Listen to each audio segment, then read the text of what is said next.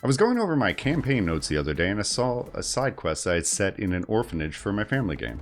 It was a pretty unsettling theme and it got me thinking about creepy adventure ideas in D&D and thinking about D&D as fun. So welcome back, my homies. The beauty and the devil of D&D is in the details, and while we tend to look at story arcs from a main plotline perspective, it's those wild side quests that set the tone and fill in the overall story. So today I'm going to share some of my personal favorites for side quests and events that stretch the limits a little bit. They push the boundaries into unsettling places where your players will be confronted with ghastly encounters, terrifying lacks of morality, and suspense-filled moments of intrigue. These, of course, should only be used if you find yourself DMing the appropriate group, so be sure you know your players, you know what their limits are, and you know what they're comfortable with.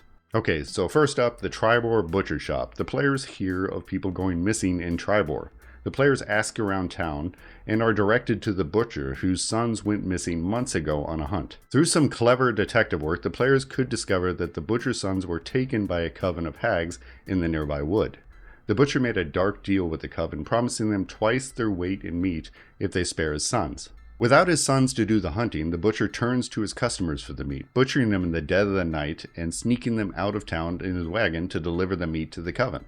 This quest is bound to be grim. The father is forced to do terrible things to save his sons. Expect your players to face a moral dilemma here.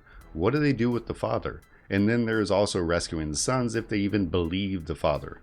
Next up is my new Dawn Orphanage quest. Use caution with this one at your tables as its theme could really upset some people.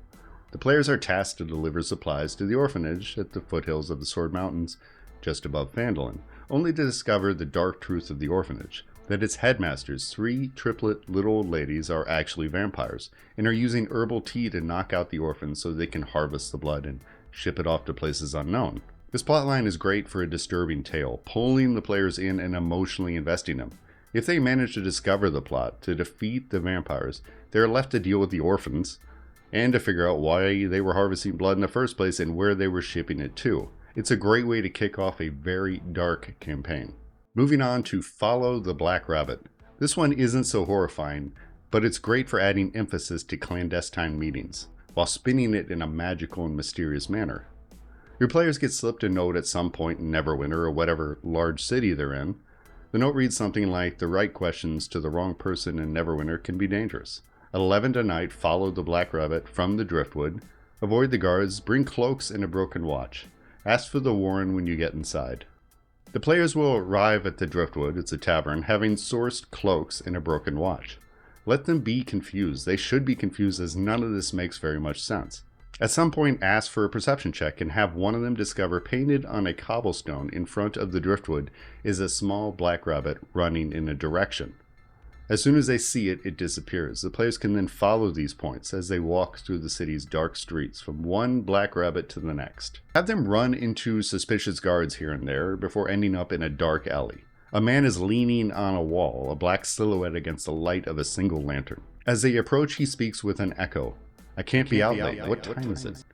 The players hopefully will figure out that they have to say something about their watch being broken, at which point the mysterious man will nod, and a door will magically appear in the solid stone wall beside him. As soon as the doorway appears, he disappears. The players have discovered the Black Rabbit Speakeasy, a magically guarded speakeasy whose entrance manifests throughout the city. It's a very veiled club where nobody knows anybody. Even the bartender is blind. When the players ask for the Warren, as the note instructs, the blind man will lead them to a booth called the Warren. There they'll find the person they're intending to meet, waiting. As a bonus, you can sell membership to the players, which can include a safe room clause, allowing them to activate a magic item and have a series of black rabbits lead them to another spectral door to the speakeasy. There they can lie low for a little while. Up next is Escape from the Old City. This one is actually inspired by a scene from that Demolition Man movie that came out in the 90s. Yeah, I like that movie. Sue me. The scene where they're fighting in the model street of old Los Angeles. So your players, while exploring caverns or tunnels underneath a large city, find themselves the victims of a cave-in. The ground beneath them crumbles and they find themselves plummeting down into darkness. The land hard, taking major fall damage. Getting to their feet, dusting themselves off, wounded and low health, they find themselves staring at a fully intact city street, buried deep underground. It's the ruins from the ancient city, the old city, having been swallowed up by a geological disaster. At the far end of the street is a single ghoul trapped under a boulder. He sees you, his teeth scratching against the rock as he stares at you in anger, unable to move or scream. There are a few shops on the street, and as they begin to move around exploring, they encounter an immovable rod in one of the shops. The rod itself is bracing up the ceiling in the back wall of the shop, which in turn is holding up several large rocks. Upon the rod's removal, the ceiling collapses, rocks fall, and a horde of zombies pours into the area through the walls. The players should find themselves extremely outnumbered, and use caution here to avoid that TPK.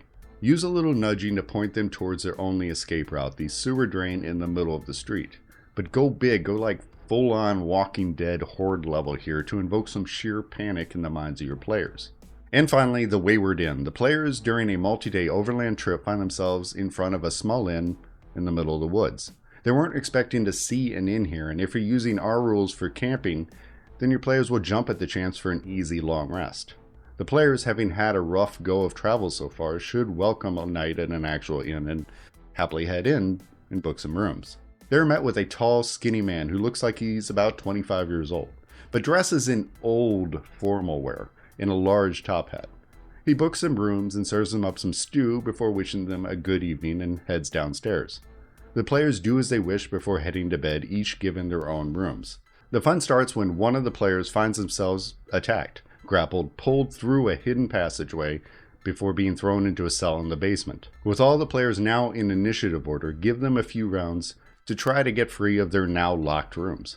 If they are unable to escape in 3 rounds, then the innkeeper will appear in a secret passage in one of the other players' rooms, attacking the players. Should the players manage to escape and find their way into the basement, they uncover a large, elaborate workshop, an altar, and a final battle with the innkeeper. The secrets of his dark pact with evil, allowing him immortality for the price of his guest souls, revealed. And that's it for this one, my homies. Leave your best idea for a quest plot line in the comments. Drop a subscribe if you haven't already, and have a killer week. I will see you guys next time.